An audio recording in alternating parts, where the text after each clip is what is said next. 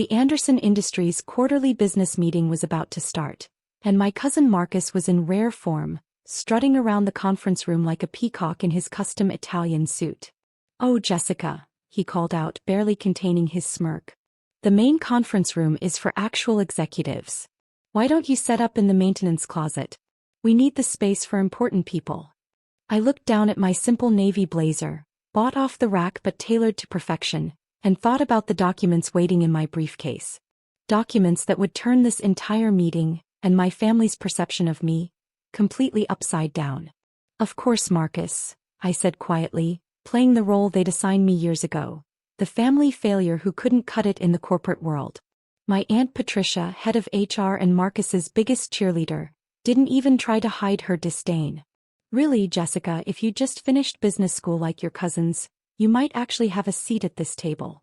What they didn't know was that I had finished business school, at night, while working 3 jobs and building my own investment company. While they were busy mocking my administrative position at rival firm Sterling Corp., I was quietly becoming one of the most powerful figures in corporate finance. "The closet's been freshly mopped," my other cousin Emma chimed in, adjusting her designer watch. "Should feel just like your cubicle at Sterling." If they only knew that my cubicle was actually the entire top floor of Sterling's headquarters. That the administrative assistant they pitted was actually Sterling's secret CEO and majority shareholder. And as of this morning, Anderson Industries' new owner. I gathered my things and headed toward the maintenance closet, listening to their muffled laughter behind me. The closet was small, barely big enough for a desk chair between the mops and cleaning supplies. But it had one advantage: a thin wall shared with the main conference room. Every word of their meeting would be crystal clear. "All right, everyone," Uncle Robert's voice boomed through the wall. "Today's meeting is crucial. As you know, we're expecting Sterling Corp CEO to arrive and finalize the merger details." I smiled, checking my watch. Right on cue, my phone buzzed with a message from my assistant. "Car is 3 minutes out. Ready when you are, Miss Sterling." The timing had to be perfect. For 5 years I'd maintained my cover at Anderson Industries, supposedly working as a low-level administrative assistant while actually running Sterling Corp through a series of proxy executives. No one, not even my family, knew that J.M. Sterling, the mysterious CEO they were all eagerly awaiting, was actually Jessica Marie Anderson, the cousin they'd banished to the janitor's closet. Through the wall I could hear Marcus bragging about his role in the merger. "Sterling Corp won't know what hit them. Once we acquire their assets, we'll strip everything valuable and sell off the rest." If he only knew that Sterling Corp was acquiring them, not the other way around. The merger was actually a carefully orchestrated takeover, one that would leave me in control of both companies. "Has anyone actually met this Sterling person?"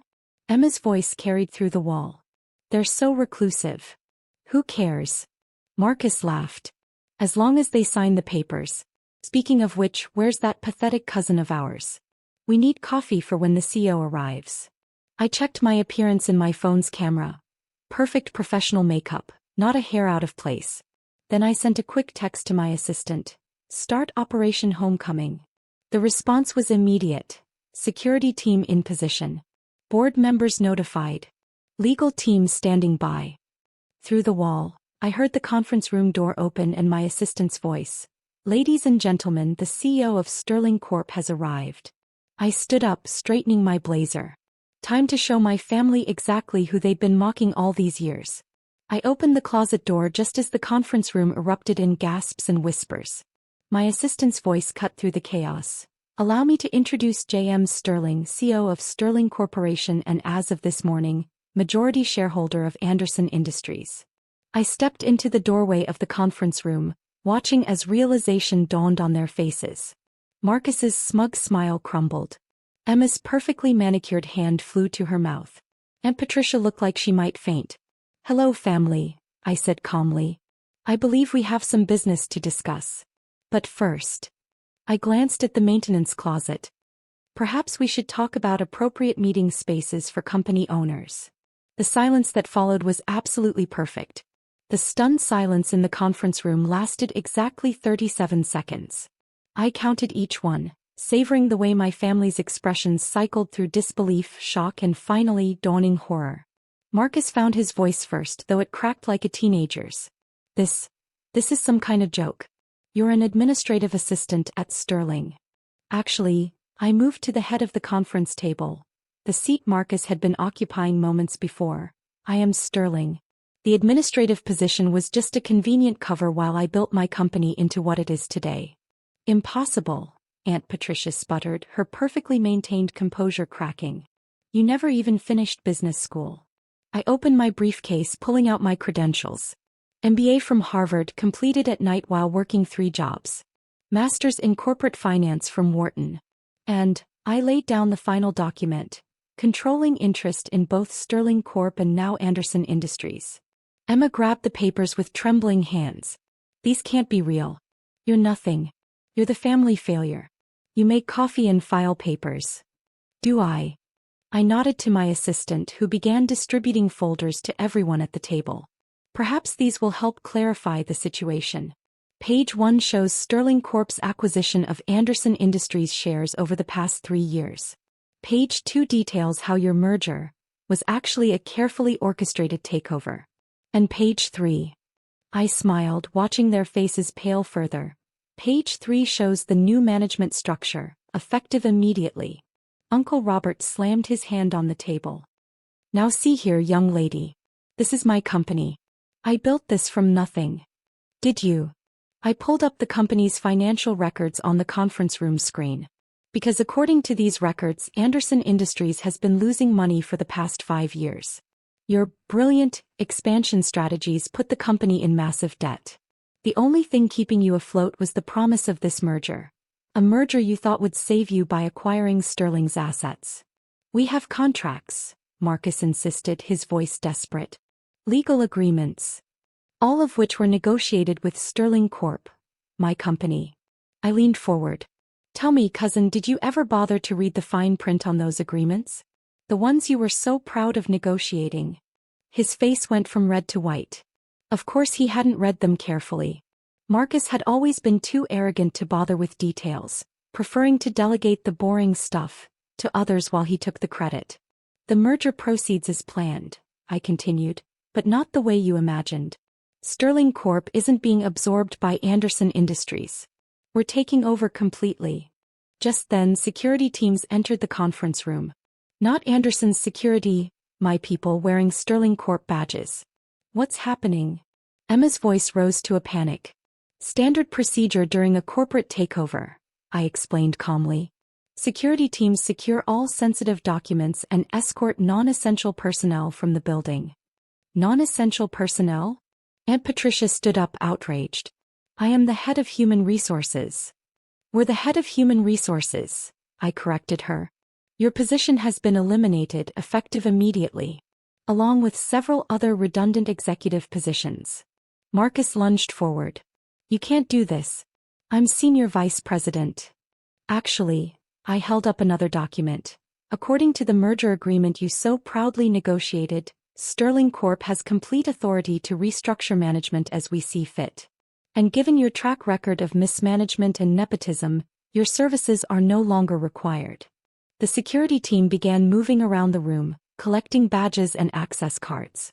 My family watched in horror as their symbols of power were taken away one by one. But what about the family? My aunt whispered. We're blood. I stood up, smoothing my blazer. Funny you should mention family. Where was that concern when you made me work from a maintenance closet? When you mocked my career choices? When you treated me like I was beneath you? Through the glass walls of the conference room, I could see other employees gathering, watching the drama unfold. The mighty Andersons, being escorted from their offices by security. You have 1 hour to clear out your personal belongings, I announced. My team will supervise to ensure no company documents leave the building. 1 hour. Emma's voice cracked. But my office, my things. More time than you gave me to clear out of the maintenance closet, I reminded her. Though if you'd prefer, you can work from there while you pack. I hear it's been freshly mopped. The color drained from her face as her own words came back to haunt her.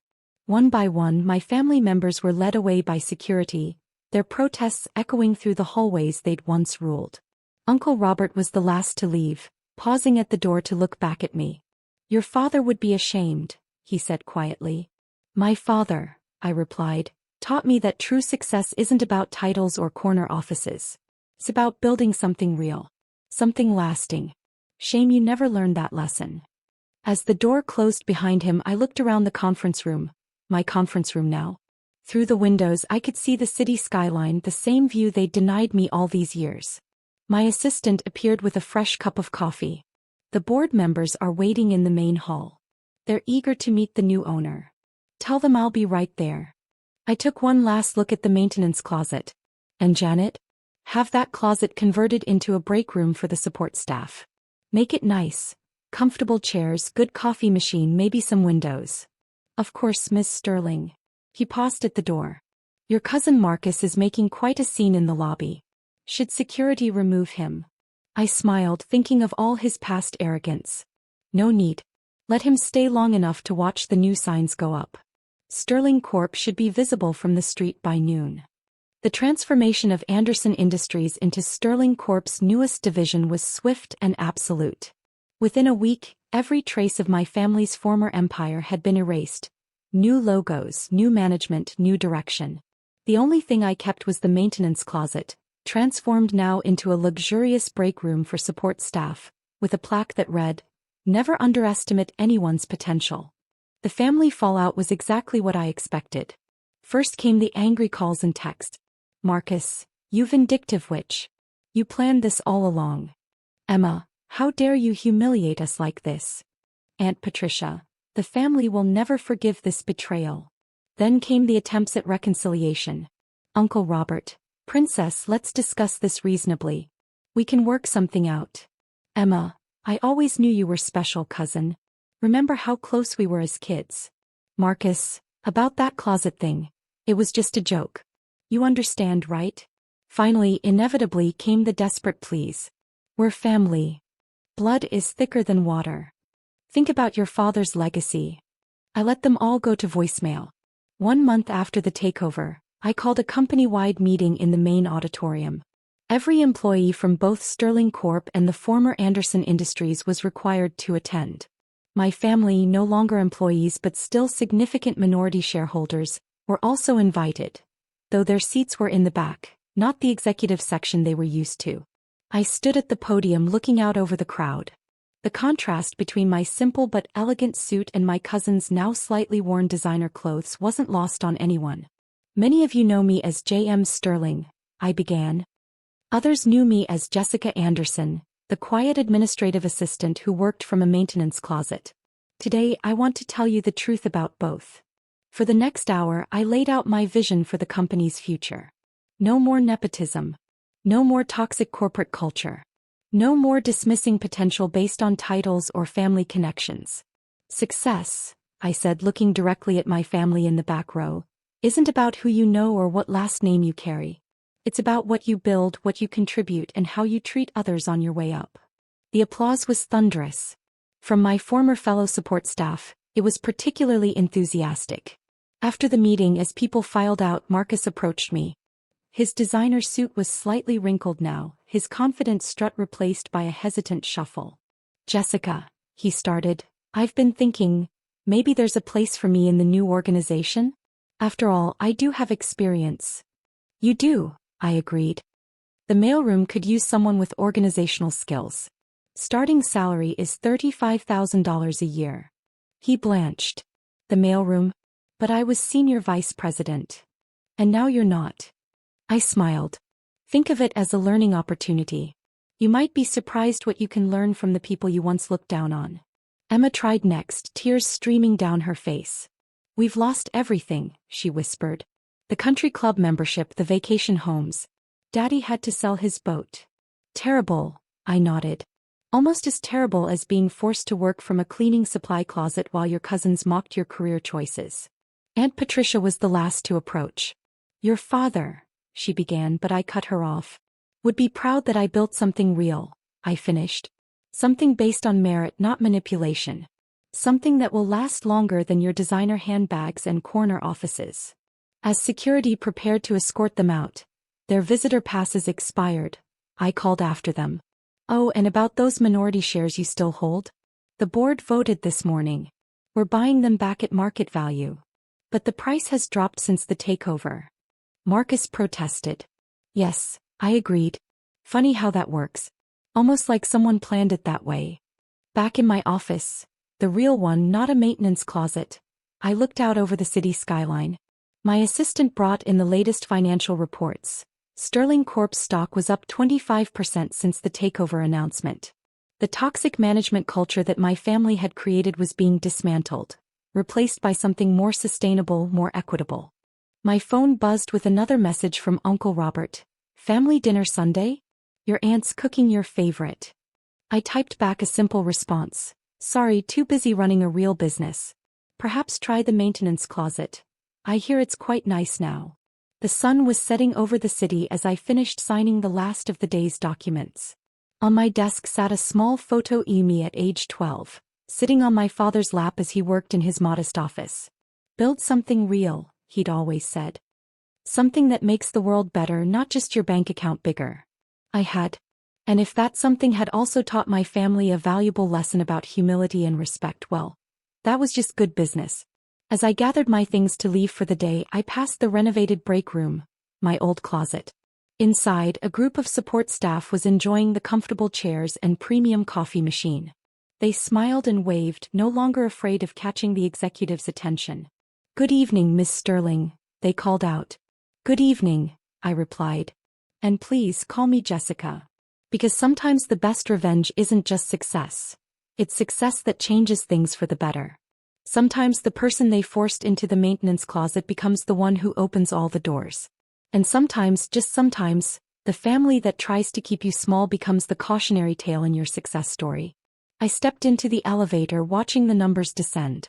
Tomorrow, Sterling Corp would announce its new employee education program, offering full tuition reimbursement for any staff member wanting to advance their education, even if they started in the mailroom. After all, you never know where the next CEO might be hiding. Maybe even in a maintenance closet,